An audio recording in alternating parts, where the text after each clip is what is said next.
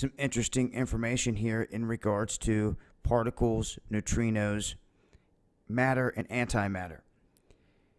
Now, most of the time, when they come out with big revelations on antimatter, it's connected with CERN and the collider because of the work they're doing there. And that has brought about a lot of information and will continue to do so.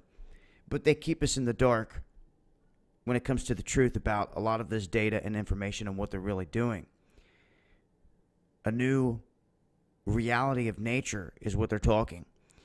Well, in a lab in Japan, they're saying that this new neutrino anomaly could hint at this rift between matter and antimatter. Now, they're saying that their findings are not yet pronounced enough to be 100% sure of it. But the findings, along with the results from two other experiments, two related experiments, are all pointing in the same direction here, saying that one of them outweighs the other. And they break this down in scale. And they start off by explaining the fact that all of these have a mirror. All the particles that come into place have a mirror of them of the opposite charge. Now, somewhere along the lines, they're saying there is a part of decay that happens. And in this decay process, it is what eventually ends up allowing one side to be heavier than the other.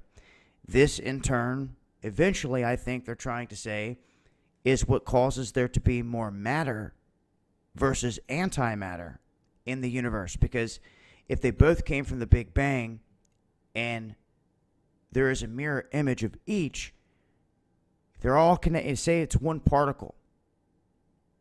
They're trying to figure out what makes the matter more. Because when these two come in contact directly, they annihilate each other.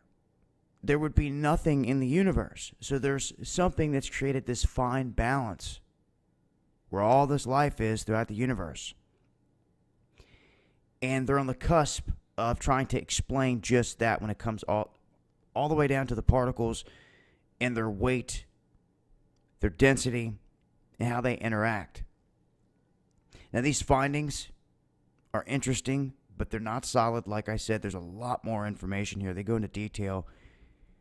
It's a good read, though, for those of you that are into this type of physics and science. And, you know, they always have a whole lot more information than what they're telling the masses.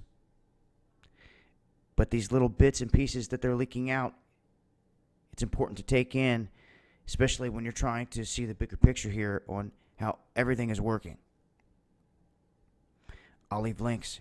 It's been Dabu7.